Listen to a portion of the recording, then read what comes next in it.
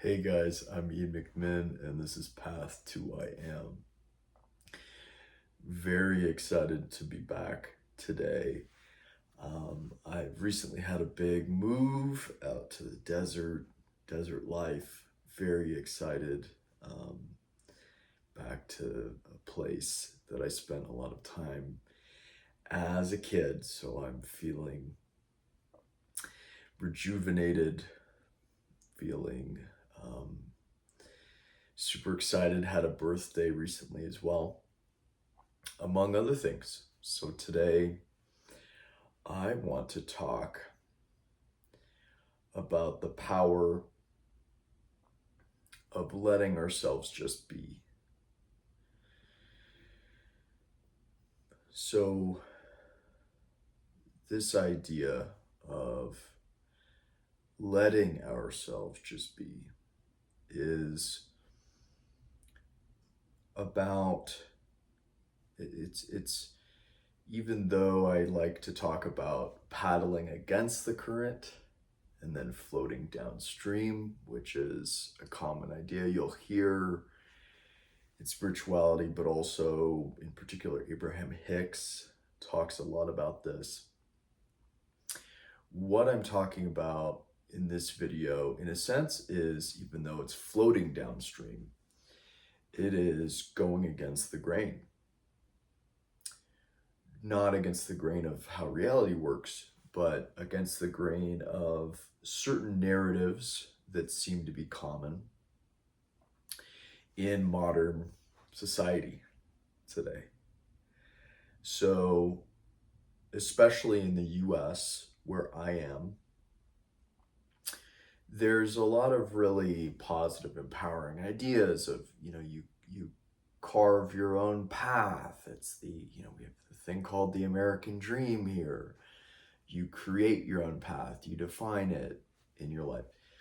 It comes with typically, I'm just identifying a common trend here. It's not universal, right? And at the end of the day, these things don't need to matter, but for the sake of defining it, there is often an emphasis on you need to get going. You better start moving. You better start creating results, or else. It's never really specified what or else means, but there's this sense of terror that people often can have around just being. And what I've found is in my life, when I have let myself just be, just exist, and just as a result, I'm just kind of here. I'm just sort of loosening up. I'm kind of just sort of enjoying myself. I'm doing whatever I feel like. I have a to-do list, getting some things done, but also, even through all of that, I'm just letting myself be, right? And so I know that these concepts can be so simple, perhaps for some, it may be found to be frustrating. But what I want to say is, when I let myself just be, my mind gets to unfurl, right? It gets to unfold. And the inner, more subtle energy streams that we're always experiencing, from positive to negative, right? From forcing and trying to make things happen and trying to manipulate, and coming from thirst or coming from confusion, coming from some form of negativity. Everyone has a different way of thinking, of defining their default form of negativity. Mine is thirst. We can be coming from anywhere from that total scarcity, that total negativity, all the way to just kind of letting things take care of themselves. So this is in the book, Power versus Force, a really good book, especially that central concept that David Hawkins details, that there are people that have power, which he argues is kind of the natural, it's bestowed upon you from the universe, right? Which power in this sense, it is genuine attractiveness. It is the person that does not need that is given, right? In the Bible, we have, to he that has much, more will be given. To he that has little, more will be taken away. It's just talking about this. It's talking about when you are in power, it is, you're just letting yourself be. That is the definition of power, really, is you're just letting yourself be. And people just want to be around that. It's sort of funny, but it's true. Think of every charismatic person we know. Like, I always bring up Matthew McConaughey. I know I sound like a broken record, and I am from Texas, so I am biased. But he just kind of, he lets himself be. And there's this kind of running joke that, like, Jim Carrey did a good parody of his Lincoln ads, of Matthew McConaughey's Lincoln ads a few years ago on Saturday Night Live. Feel free to look it up. But, people love making fun of him because, some of the time he says stuff that's pretty out there, and sometimes it really is profound, and sometimes it doesn't make much sense. It seems pretty out there. But there's still this thing about him, right? People, like, he's in all these, people are always paying him to be in ads, right? Because to me, he embodies just letting yourself be, right? And so then on the other side, we have force, which is the people that always try to fight for attention. Someone that lives primarily in force, they're going to make people do things. They're going to make reality come a certain way. We have the pushy salesman. We have the coercive boyfriend, right? We know these people that live primarily in force. Sometimes we have been these people, right?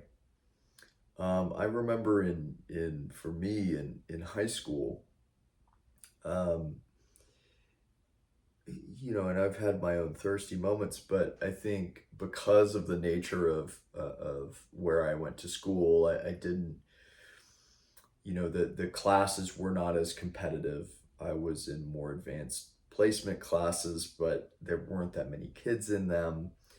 So to be at the top of my class, it didn't take as much work as at other competitive schools. And I taught myself how to study and work in the right way.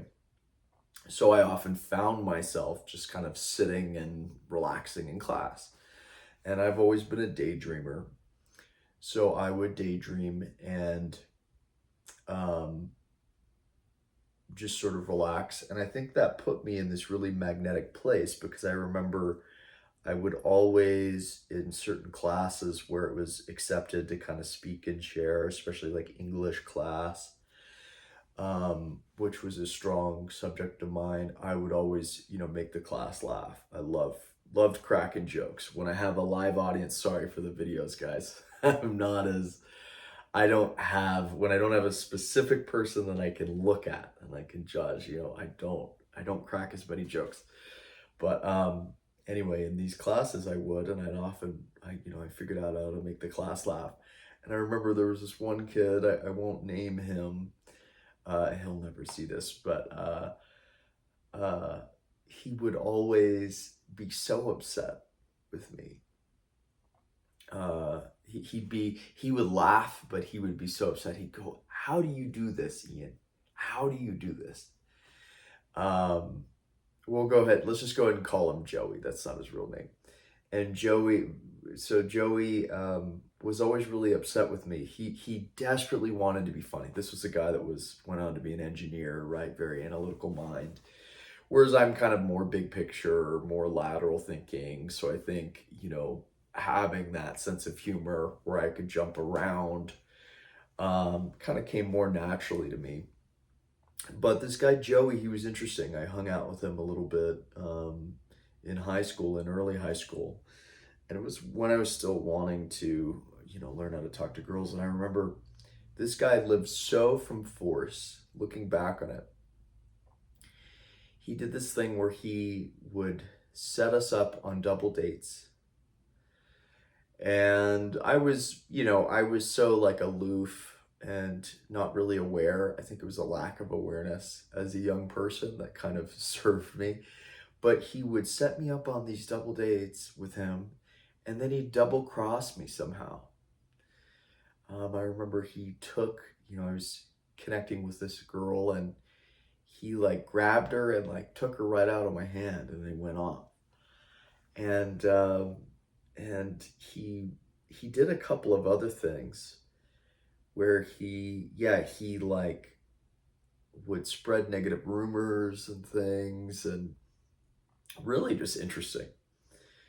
But my point is it was so funny because he was always so not liked by people. And I went on to kind of not hang out with him. It was a very short period. It was like freshman year of high school. Or sophomore year of high school. I hung out with him a bit, and then I kind of, I went and did my own thing after that. But he was always wanting to be liked so much that he was willing to do anything to convince people that he was cool. And it always led to people just not liking him. And he'd spread rumors. Some of the rumors would work, that he was good with girls and things. But he was like a pathological liar, and a lot of people knew that. Sometimes he would fool people in the short term. But it was so funny because then you had me where, yet again, it wasn't like I was, some just incredible, divine, enlightened being. I'm not, trying to gas myself up here. But I think because of like the nature of school and all the time I got to daydream, it put me in that place of power, that like magnetic place where I just felt fulfilled. And I often had people, really like me and be interested in me. And I didn't need, and even when people like Joey were trying to, and yet again, that's not his real name, were trying to, sabotage and do things like that, it just never really worked, right? And so this is kind of that idea of power versus force, and just letting ourselves be. And so it's a process. We can think of it as a lifestyle. It can be really powerful to start our mornings in a way that's really recharging. For me, I know that I'm posting stuff on YouTube, but I found that the less I used my phone and the more I just let myself be bored, the more I let myself be, and the more that magnetism comes out. For me, I also use the Wim Hof method twice a day, first thing in the morning and then around 4 p.m. as well.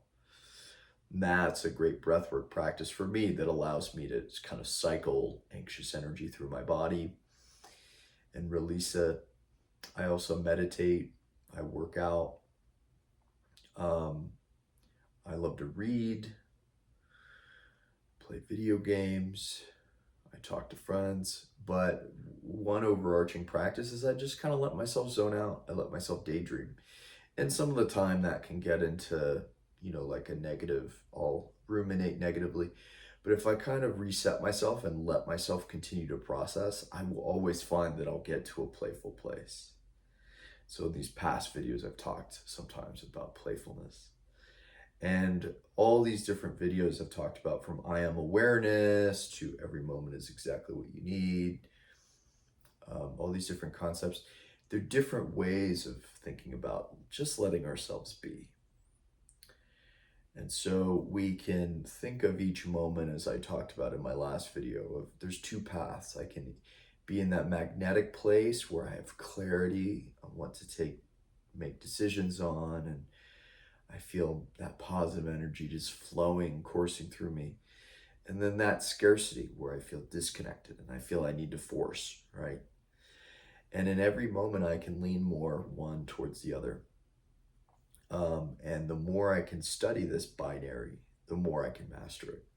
So as I've talked about too, guys, I'm going to be planning some retreats, and I will be notifying, the channel when I have dates set up. But yeah, I really get lit up the most from getting to work in person with people, and in groups I really shine.